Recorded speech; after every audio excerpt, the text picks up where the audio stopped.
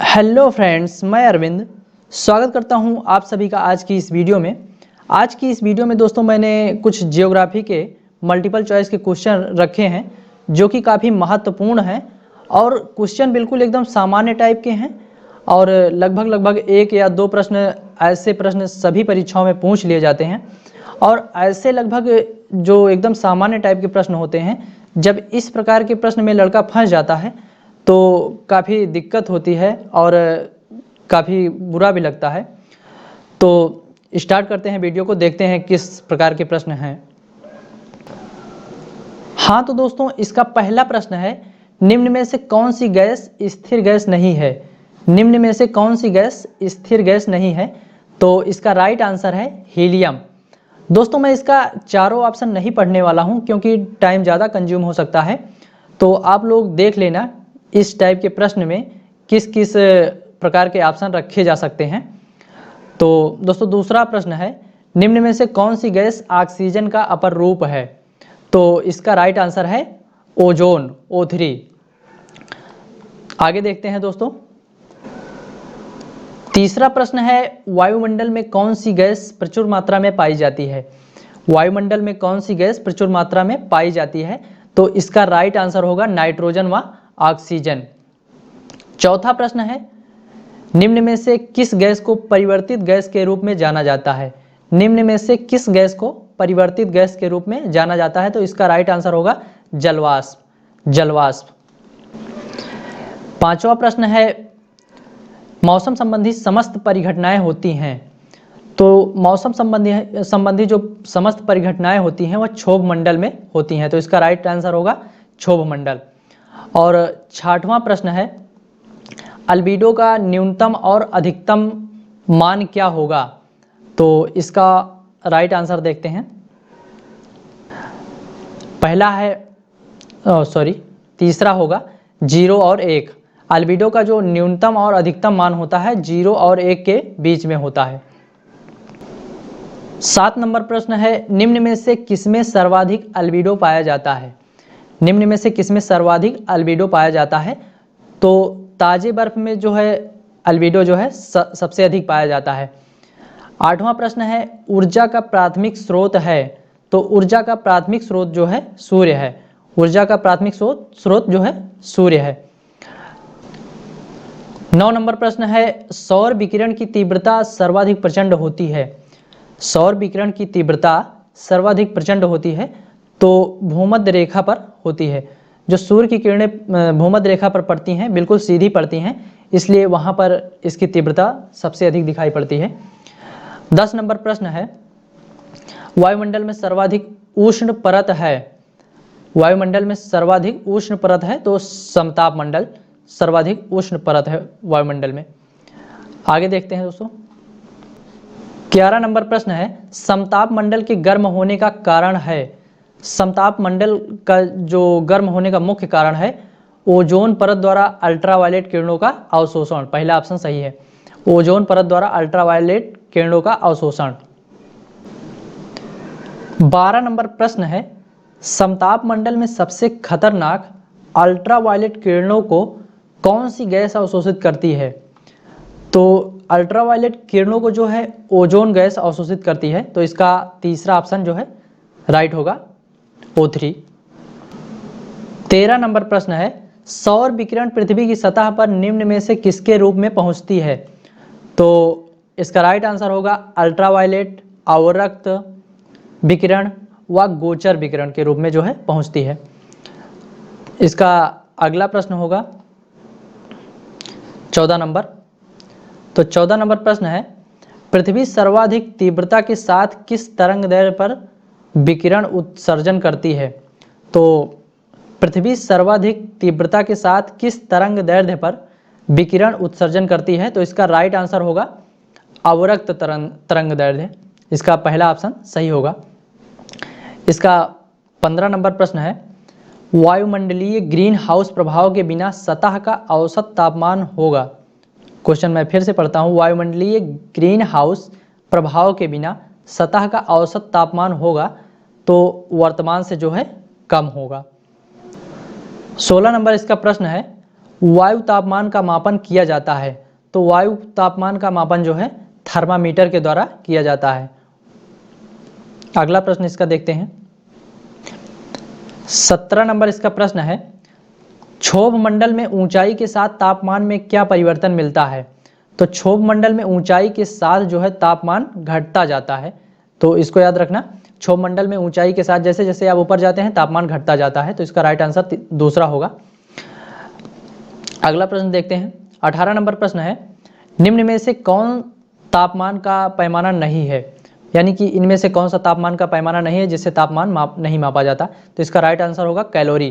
Calorie जो है तापमान का पैमाना नहीं है। अगला प्रश्न देखते हैं। इसका 19 नंबर प्रश्न है, सेल्सियस पैमाने में गलनांक होता है? तो सेल्सियस पैमाने में गलनांक जो है 0 डिग्री सेल्सियस पर होता है। 20 नंबर इसका प्रश्न है, केल्विन पैमाने में परम शून्य का मान होता है? तो केल्विन पैमाने में परम शून्य का मान जो है -273.15 होता है केल्विन। तो -273.15 केल्विन होता है, केल्विन पैमाने में परम शून्य का मान होता है। तो अगला प्रश्न देखते हैं। 21 नंबर इसका प्रश्न है कि निम्न में से कौन तापमान मापन का पैमाना नहीं है?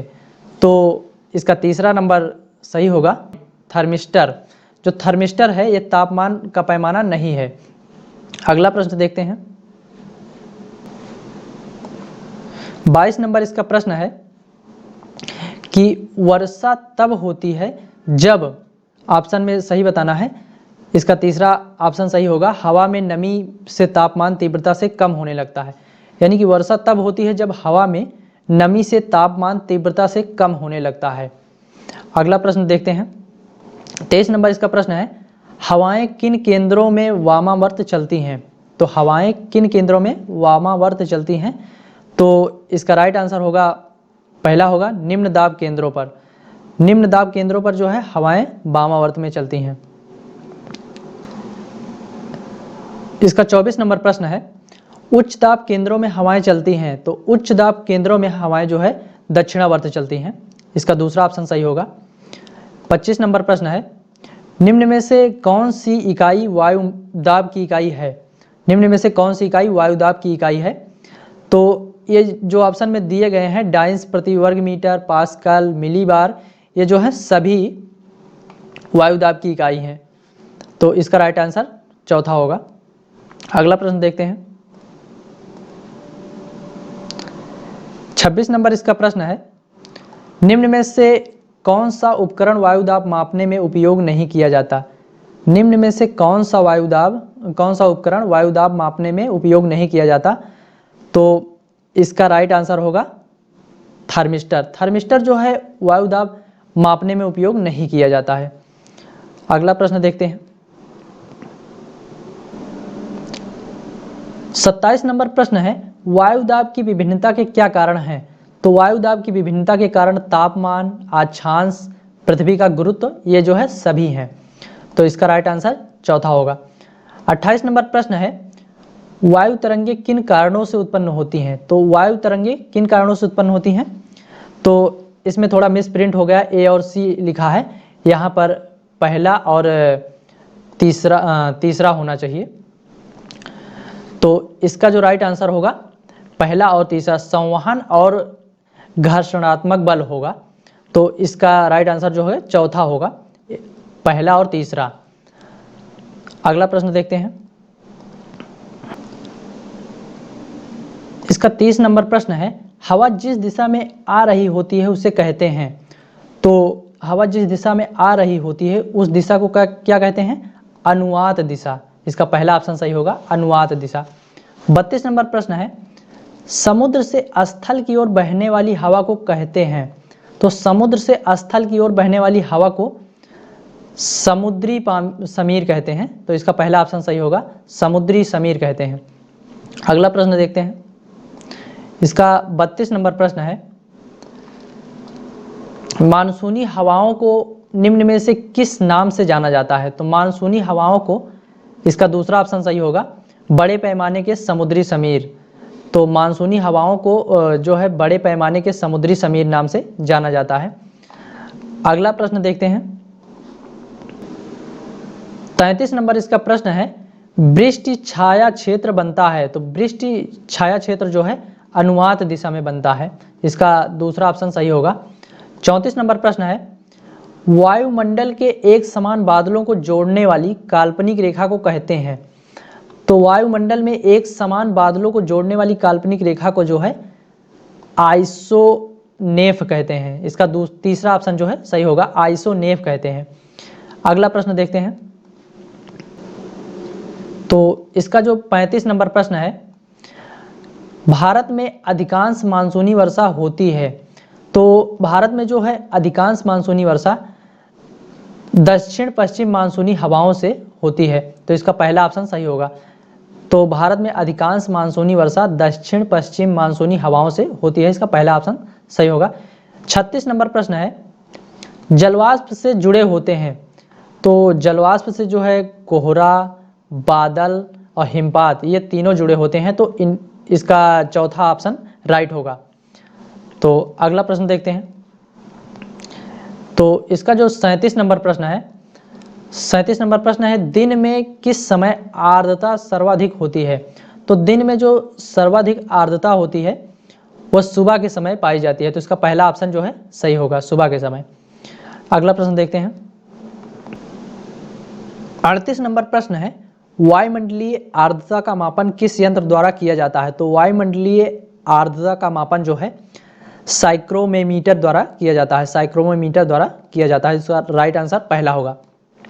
39 नंबर प्रश्न है, बरसात होते समय वायुमंडल में सापेक्षिक आर्द्रता कितनी प्रतिशत होती है। तो जो है बरसात होते समय वायुमंडल में सापेक्षिक आर्द्रता जो है 100% होती है, तो इसका राइट आंसर चौथा होगा, 100%। इसका 40 नंबर प्रश्न है, वायु में वास्तविक जलवाष्प की मात्रा को जाना जाता है। तो वायु में वास्तविक जलवाष्प की मात्रा को निरपेक्ष आर्द्रता के रूप में जाना जाता है, इसका पहला ऑप्शन सही होगा। 41 नंबर प्रश्न है, निम्न में से किस यंत्र द्वारा आर्द्रता का मापन नहीं किया जा सकता। तो बैरोमीटर द्वारा जो है आर्द्रता का मापन नहीं किया जा सकता, इसका जो है दूसरा नंबर सही होगा। अगला प्रश्न देखते हैं। इसका 42 नंबर प्रश्न है, आयतनात्मक आर्द्रता को कहते हैं। तो आयतनात्मक आर्द्रता को क्या कहते हैं, निरपेक्ष आर्द्रता कहते हैं, इसका दूसरा ऑप्शन सही होगा। तो दोस्तों वीडियो कैसी लगी कमेंट बॉक्स में जरूर बताना, और चैनल पर नए हो तो चैनल को सब्सक्राइब जरूर करना।